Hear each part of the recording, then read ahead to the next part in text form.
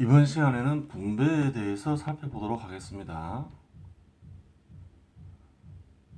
혼자서 생산해서 소비를 하면 분배 문제가 안 생기겠죠.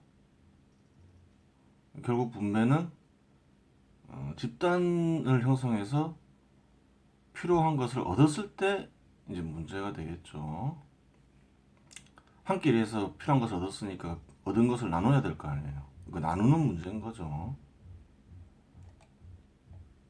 자, 그러면 첫 번째 봐야 될 게 집단 자본에 참여하여 생존 수단과 욕망 충족 수단을 획득한다. 이렇게 되는 거죠. 국가도 하나의 집단 자본을 볼 수 있는 거죠. 기업도 마찬가지지만 전체적으로도 살펴볼 수가 있고 그냥 좁게는 기업적 차원에서 살펴볼 수도 있는 거겠죠. 그래요.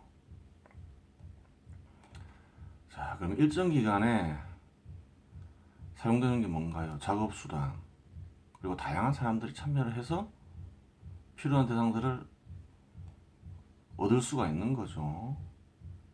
필요한 대상들은 어떤 곳에 사용돼야 될까요? 이거는 고대나 현대나 다 똑같아요. 자본은 기본적으로 구조가 똑같아요. 단지 이제 그 달라지는 부분은 이제 판매하기 위해서 생산하느냐, 생산자들이 자기들이 소비하기 위해서 생산하느냐, 이 부분과 이제 필요한 그 얻은 것들이 이제 화폐로 표시되느냐, 화폐로 표시되지 않느냐, 이 부분만 다른 거죠. 다 시장 때문에 그렇게 된 거죠. 그래요. 그럼 필요한 대상들 중에 일부는 반드시 작업 수단을 얻는 데 사용돼야 되겠죠. 다 쓰면 안 되는 거죠. 그 사람들끼리 나누는데. 왜 그래요? 일정 기간에 얻은 필요한 대상들을 작업 수단에 투입하지 않아서 작업 수단이 감소합을 해버리면 생산이 지속적일 수가 없는 거죠. 필요한 것들을 지속적으로 얻을 수 없는 거죠. 그러니까 작업 수단에는 반드시 필요한 대상들이 사용돼야 돼요. 유지를 하건 더 늘리건. 그렇죠. 이 부분 때문에 다툼이 생기진 않겠죠. 다그 바보들이 아니니까. 이것은 다 필요하다고 생각하는 거니까. 근로자건 자본가건 이 부분에 대해서는 특별 분쟁이 안 생겨요. 고대건 현대건. 고대 농경국에서 맞아 그렇죠. 농부가 아무리 배고프다 해서 먹을 게 떨어졌다 해서 씨앗을 그 다음에 심어야 할 씨앗을 먹을 수는 없잖아요. 그건 어떻게든 지켜야 되는 거죠. 똑같은 논리인 거죠. 그래요. 그럼 작업 수단을 얻는데 사용되고 필요한 대상들 중 일부는 이제 나머지를 가지고 다양한 사람들이 이제 나누게 되는 거죠. 그래요. 그러면 이제 우선 시장이 지배하기 이전 사회에서의 분배를 살펴볼게요.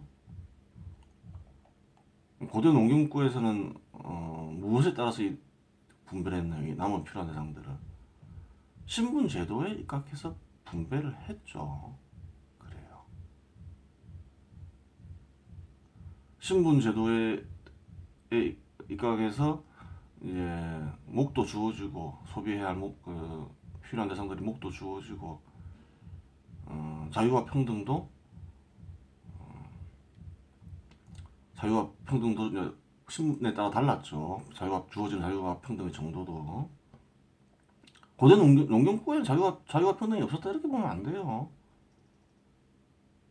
귀족들 간의 평등이 있었겠죠. 또 노비들 간에도 평등이 있었겠죠.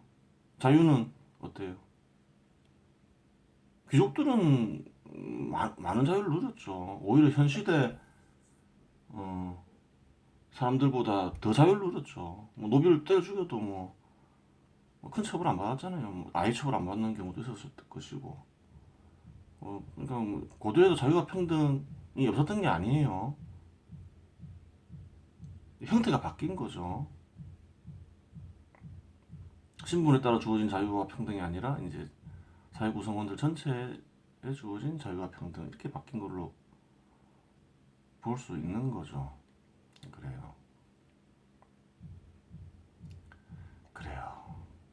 예전부터 자유와 평등이 있었고 또 자유와 평등을 얻기 위해서 사람들이 그 많은 시도를 했어요. 예전부터 밀란이 다 그런 거예요. 밀란이 뭐 지금은 이제 시위나 뭐 운동 이렇게 표시하죠. 그건 또 왜 그래요? 반란은 이제 권력자들이 이제 일으키는 거지만 물론 반란과 밀란이 결합할 수도 있겠죠. 밀란은 대체로 이제 사회의 약자들이 많이 참여를 하잖아요. 그리고 희생도 많고 동정심을 유발하니까 좀 좋게 표현을 하려고 하는 거죠. 근데 밀란도 뭐 그렇게 좋은 건 아니에요, 사실은. 그래서 요즘엔 좋게 표현하지만 뭐 운동이라고도 표현하죠. 뭐그 건강상 하는 몸의 움직임을 보통 운동이라는데 오히려 뭐 밀란이라고 쓰는 게 더 나아 보여요. 폭동도 괜찮아 보이는데 또 폭동이라 하면 또 싫어하는 사람들이 많으니까 굳이 싫어하는 사람들 심기를 건드릴 필요는 없는 거죠. 그래요. 자유와 평등을 얻기 위해서 고대부터 시도가 있었어요. 그 만적이 한 얘기죠. 한 1120년 정도 일어났던 사건이죠. 왕후장상이 어찌 원래부터 씨가 있겠는가. 때가 오면 누구든지 다 할 수 있는 것이다. 이 뭐 주장하고 있어요. 신분제도를 없애서 자유와 평등을 누리자. 이걸 주장하고 있는 거죠. 기록에 남아있는 거죠. 만적은 이제 노비 해방 운동을 한 거죠. 노비 해방시킨다면서 밀란을 일으키려 했던 것이죠. 그래요. 이때 또 밀란이 많이 일어났어요. 뭐 망소의 난도 있죠. 거의 뭐 청주 지역을 점령해가지고 뭐 개경에 진격할 거다 하고 막 이랬죠. 그래요. 많은 희생자들이 생겼죠. 물론 실패를 했죠.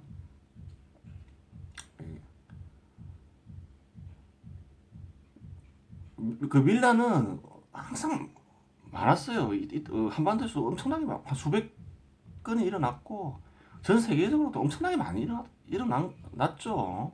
헤아릴 수 없을 정도로 많이 일어났죠. 뭐 대단한 거 아니에요. 오늘날에는 뭐 밀란을 뭐 대단한 것처럼 하면서 막 이렇게 하지만 대한민국만 하더라도 뭐 5.18도 그렇고 지금 뭐예요? 4.19도 그렇고 다 길이죠. 뭐 그렇게 해요. 좀 동정심 때문에 그런 거죠. 안타까운 거죠. 안타까운 일이에요. 그 밀라는 그러면 성공한 적이 없느냐? 성공이라는 것도 이제 따져봐야 되겠지만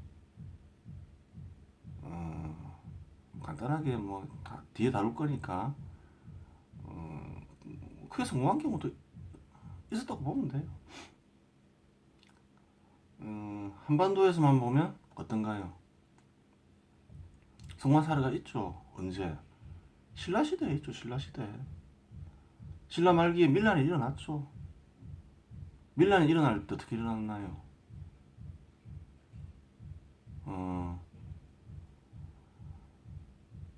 밀란이 이제 일어나서 이제 후백제 후고구려가 생겼죠. 견원궁에. 그 사람들이 어떻게 선동했는지 뻔한 거죠. 뻔한 거예요. 뭐 기록에 남아있지는 않지만 뭐 만저가가 똑같았다 보면 돼요. 물론 이제 뭐 견원이나 궁에는 노비 출신이 아니었지만 그 많은 사람들을 동원하기 위해서 어떻게 해야 되겠어요? 해방시켜 주겠다 했겠죠. 근데 결과는 어떤가요? 많은 사람들이 희생됐지만 뭐 자기네들 왕하고 뭐 귀족도 그대로 있고 뭐 고려시대만 보더라도 뭐 그대로 있잖아요.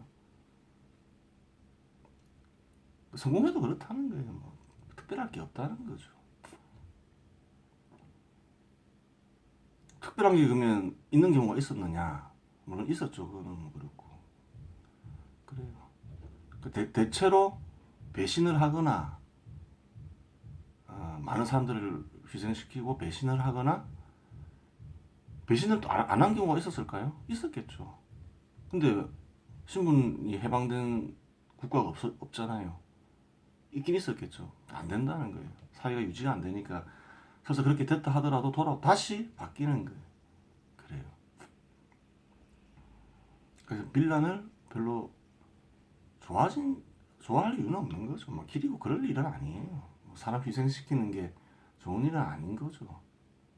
그걸 막 찬양하고 그런 사건이 아니에요. 뭐 물론 꼭 밀란이나 반란이 필요할 때는 있어요. 뭐 차베스나 마두로 같은 사람이 뭐 사회주의나 공산주의자가 권력을 잡으면 밀란이든 반란이든 뭐 테러든 일단 때려 죽여야 되는 거죠.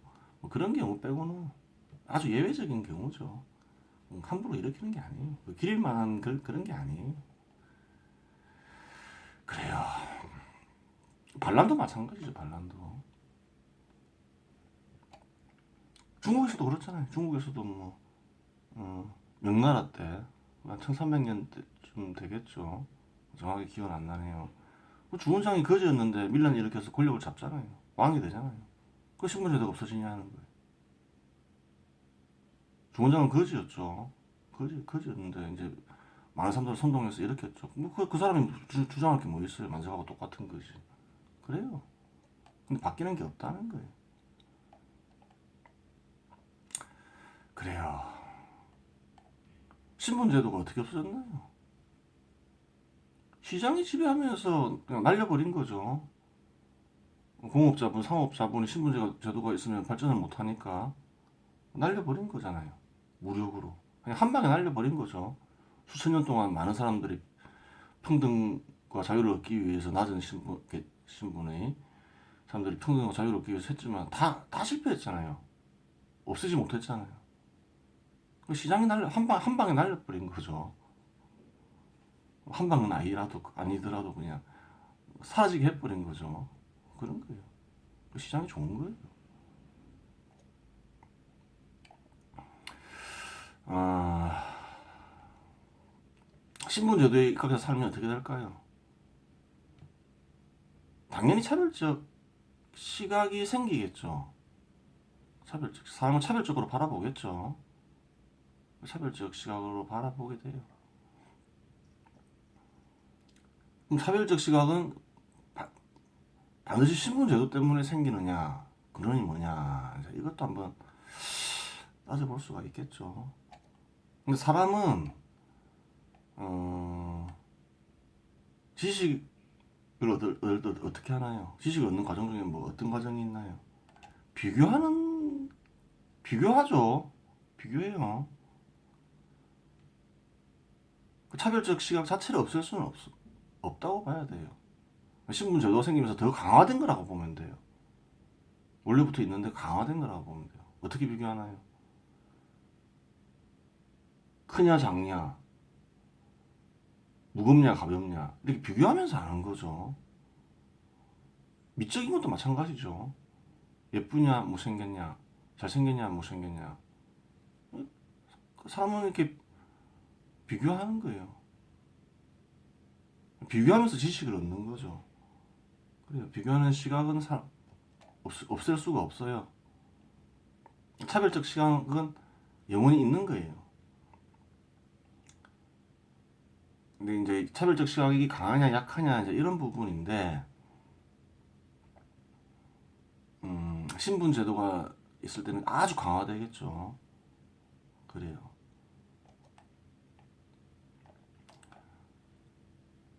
그러면 시장이 지배하는 사회는 어떻게 되나요? 신분 제도는 사라지죠. 차별적 시각은 없어지는 게 아니라죠. 그대로 있죠. 그리고 그 신분제도가 사라진 지 얼마 안 됐으니까 신분제도가 사라진 역사가 짧으면 짧을수록 차별적 시각도 강하겠죠. 그래요.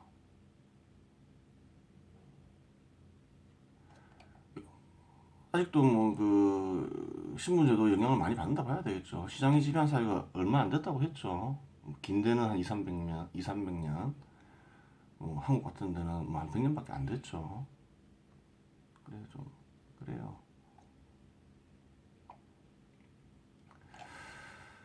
차별적 시각이 있다 보니까 아직도 있죠. 많은 다양한 대상들과 차별적 시각이 결합하죠. 인종과 결합할 수도 있고, 국적과 결합할 수도 있고, 뭐 학벌과 결합될 수도 있고, 지역, 성별, 나이, 하여튼 뭐 외모하고도 결합할 수 있겠죠. 뭐 이렇게 하여튼 뭐 이것저것하고 막 결합해요. 차별적 시각이 결합을 하는데 그래요. 좀 약화되죠. 시장이 지배하게 되면. 왜? 이런 것들이 별 의미가 없다는 거죠. 인종, 국적, 학벌, 지역, 성별 강화되면 강화될수록 그렇죠. 그래요. 왜 그래요? 새로운 종류의 차별이 등장해서 그래요. 예전에 한번 설명했죠. 새로운 종류의 차별은 뭔가요? 능력에 따른 차별이죠. 능력에 따른 차별. 능력에 따른 차별이 강화되면 강화될수록 어떻게 되나요? 인종, 국적, 학벌, 지역, 성별, 나이 이런 것들은 의미가 없어지죠. 자본가가 인종, 국적, 학벌, 지역 이런 게 중요한가요? 중요하지 않죠. 좋은 상품 만들어서 비싸게 팔아먹어서 돈 많이 버는 게 중요하지 뭐 인종, 국적 이런 게 뭐 의미가 없는 거죠. 상품 못 팔면 망하는 거지 뭐 국적이 미국 국적이라 해서 상품 안 팔리는데 안 망하고 뭐 학벌 좋은데 상품 안 팔리는데 안 망하고 이런 건 아닌 거죠. 철저하게 자본가들은 능력에 따라 평가되죠. 능력에 따른 차별이 이루어지고 있죠. 그래요. 근로자도 마찬가지죠. 근로자도 마찬가지인데 뭐 근로자를 뭐 뽑거나 평가할 때 인종, 국적, 학벌, 지역, 성별로 평가받으면 그건 어떤 경우인가요? 시장 지배 시대에서 신분제도의 잔재인 거죠. 신분제도 잔재가 남아있어서 그런 거예요. 시장 지배 시대가 강화되면 강화될수록 어떻게 될까요? 능력에 따른 차별이 심화되겠죠. 점점 인종, 국적 이런 걸로 차별 안 하겠죠. 이런 게 의미가 없으니까. 능력에 따른 차별이 심화된다는 건 뭔가요? 능력에 따른 분배가 심화된다는 얘기죠. 그리고 또 어떻게 된다는 거예요? 시장 지배 시대에서는 다 가격으로 표시되죠. 능력에 따라 인간의 활동의 가격이 결정된다. 이렇게 되는 거예요. 지금은 이렇게 당장 그렇지 않고 그냥 씨앗만 보이죠. 아니, 강화된 데도 많을 거예요. 강화된 데도 많지만 더 강화되겠죠. 더 강화돼요. 그리고 결국은 시장 시대가 어느 정도 상당히 심화되면 인종, 국적, 학벌 이런 건 별 의미가 없어진다는 거예요. 그래요. 그러면 이제 능력에 따른 분배를 한번 생각해 보겠습니다. 한번 저번에 아까 얘기했죠. 자본과 판매하는 상품에 의해 평가된다. 그렇죠. 그러면 자본가는 어떻게 분배되나요? 자본가들 사이에서는 능력에 따라 분배되는 거죠. 자본가의 능력에 따라 분배되죠. 그 능력의 바탕은 뭔가요? 상품이죠. 상품. 그래요. 그럼 근로자는 어떤가요? 자본 내 개인의 생산성에 따라 분배되죠. 그렇죠. 자본가한테 돈 많이 벌어주면 자본가가 돈 많이 주고 싶어하고 돈 적게 벌면 적게 벌어주고 능력 말썽 일으키고 이러면 돈 적게 주고 싶겠죠. 잘라버리고 싶겠죠. 능력에 따라 평가받겠죠. 아까 얘기했죠. 뭐 다른 걸로 평가되면 그것은 아직까지 시장 지배 시대가 제대로 심화되지 않아서 그런 것이다. 그렇게 되겠죠. 점점. 돈 벌어주는 근로자가 중요하지 뭐 성별, 나이 이런 게 뭐 중요해요. 인종 이런 게. 그럼 자본가의 소득과 노동자의 소득을 좀 비교할 필요가 있어요. 사회주의자, 공산주의자들이 얘기하는 건 뭔가요? 자본가들 나쁜 놈 너무 많이 받아간다 이렇게 얘기하죠. 대자본가를 얘기하는 거겠죠. 전체로 저건 어때요? 대한민국 같은 경우에 노동자가 더 많이 벌죠. 그런데 자본가의 소득과 노동자의 소득을 비교하면 되겠어요? 안 되겠어요? 비교 불가죠. 비교 불가예요. 노동자들이 뭐 대기업도 마찬가지예요. 그 자본가한테 너 왜 돈 많이 벌어가 그렇게 얘기하면 안 되는 거예요. 그렇게 하면 안 돼요. 왜 그러냐면 삶의 양식이 달라요. 왜냐하면 노동자는 자기 활동의 가격이 있는 거죠. 그 활동을 제공했으면 가격에 따라서 받아야 되는 거죠. 지금 시대는 안 그렇지만 그게 맞는 거죠. 자본가한테 아무리 잘 된다 해서 더 달라니 말라니 할 필요가 없는 거죠. 자기 가격이 있으니까 그런 거예요. 자본가 근데 자본가는 어떤가요? 돈을 벌 수도 있고 못 벌 수도 있는 거죠. 1억을 투자했는데 1년간 한 달간 1억을 벌 수도 있고 1,000만 원을 벌 수도 있고 100만 원을 벌 수도 있고 경우에 따라서는 손해가 날 수도 있는 거죠. 손해가 나도 자본가는 근로자한테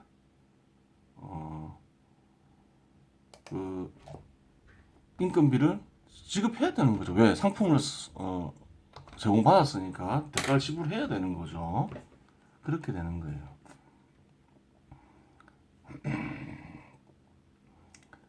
그 비교가 불가능한 거예요. 삶의 양식이 다른 거예요. 근로자가 1억을 투자했는데 자본가 한 달 1억을 벌었어요. 근로자가 찾아와서 근로자 300만 원 받는 근로자예요. 그래서 자본가를 찾아가서 그 사장님하고 저하고 똑같이 일했는데 예를 들어서 한 두 명이서 일하는데 똑같이 근로자가 보니까 그 사장님 일하는 양이 자기랑 똑같은 거죠. 그래서 찾아가서 1억 벌었으니까 저한테 이번 달에는 300만 원 주실 게 아니라 한 3천만 원 주십시오. 이러면 되겠어요? 안 되겠어요? 안 된다는 거예요. 착한 자본가 같은 뭘 하겠어요? 내가 1억을 벌었지만 내가 돈을 못 벌더라도 너한테 300만 원 꼭 챙겨줄 거다 이렇게 얘기하겠죠. 좋은 자본가 같은 경우. 나쁜 자본가가 아니라 정상적인 자본가 같으면 저때 좀 이상하네 이러면서 쫓아내버리겠죠. 그런 거예요. 삶의 양식이 다르기 때문에 비교가 불가능해요. 그래요. 10cm하고 1kg하고 비교할 수 없는 거랑 똑같은 거예요. 다른 것을 막 비교하려고 하는 거예요. 그 다음 또 왜 그래요? 전체적으로 볼 때. 사회 전체 소득과 직업수를 강소시키기 때문에 그래요. 자본가는 투자를 해서 돈을 많이 버는 게 좋은 거예요. 어떤 사람들은 내가 가끔씩 보면 소득 격차가 10배 이상 벌어지면 안 된다 이렇게 얘기하는데 틀린 말이에요. 사회 전체 그런 식으로 하면 사회 전체 소득과 직업수가 감소해요. 예를 들어서 자본가의 소득을 딱 규제한다고 가정해 보세요. 그 자본가의 소득이 맥시멈에 도달했어요. 근데 일주가 있어요. 일주를 투자하고 싶은데 일주를 벌어서 투자를 하고 싶은데 사회법으로 더 못 가져가게 한 거예요. 그럼 일주를 투자할 이유가 없잖아요. 맥스로 받고 있는데 일주를 투자해야지 직업수도 생기고 사회 전체 소득도 증가하고 자본은 투입되면 뭐 자본가의 소득만 생기나요? 그게 아니라는 거예요. 자본가의 소득도 생기지만 직업이 생기면서 직업수도 증가하고 근로자의 소득도 생긴다는 거예요. 그러니까 자본가의 소득을 제한하는 게 아니에요. 너 왜 그렇게 많이 받아가? 그렇게 할 얘기가 아닌 거예요. 그렇게 하면 사회 전체의 이익에 반하는 거예요. 그걸 알아야 되는 거예요. 삶의 양식이 다르기 때문에 비교가 불가하고 자본가는 많이 벌면 많이 벌수록 좋은 거다. 이렇게 보면 돼요. 근로자는 어때요? 많이 벌면 좋지만 근로자 활동은 가격이 있다. 가격대로 받아가야 된다. 이런 거예요. 그렇게 돼야 돼요. 물론 이제 자본가에 따질 수는 있겠죠. 예를 들어서 어떤 경우에 시장 가격대로 돈을 안 줄 때 그때는 근로자와 자본가한테 따지는 게 맞죠. 그 시장 가격을 줘야 되는데 이제 안 주니까 따질 수 있는 거예요. 근데 그게 아닌 이상해야 시장 가격 지불하는데 더 달라고 할 수는 없는 거죠. 자, 그럼 시장 지배 시대가 강화되면 능력에 따른 차별이 심화되는데, 그러면 능력에 따른 차별은 평등의 실현인가 불평등의 실현인가 이걸 따져봐야 되겠죠. 능력에 따른 차별하는 게 차별인가요? 차별이 아니라는 거예요. 왜 그런가요? 예를 들어서 똑같은 시간에 일하는데 2배의 돈을 벌어주는 사람과 그렇지 않은 사람이 있어요. 그러면 2배를 벌어주는 사람한테 더 많은 봉급을 줘야 되겠어요? 주는 게 당연하죠. 당연한 거예요. 그렇게 안 하면 어떻게 되나요? 2배의 능력을 지닌 사람이 손해를 보게 되는 거죠. 차별을 받은 게 돼버리는 거죠. 그렇잖아요. 그럼 2배의 능력을 가진 사람이 자기 능력 다 발휘하려고 할까요? 발휘 안 한다는 거예요.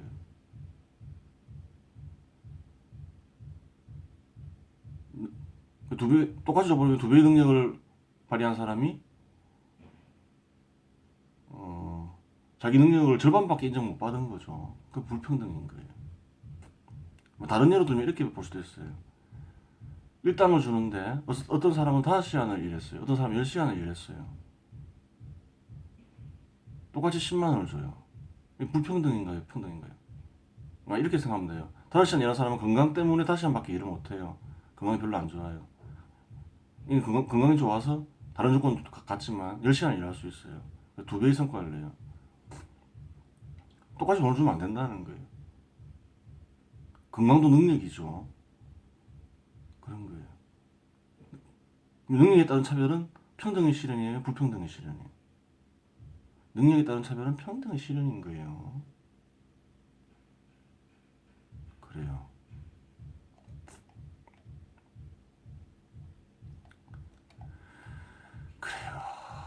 이런 것도 생각해 볼 수 있어요.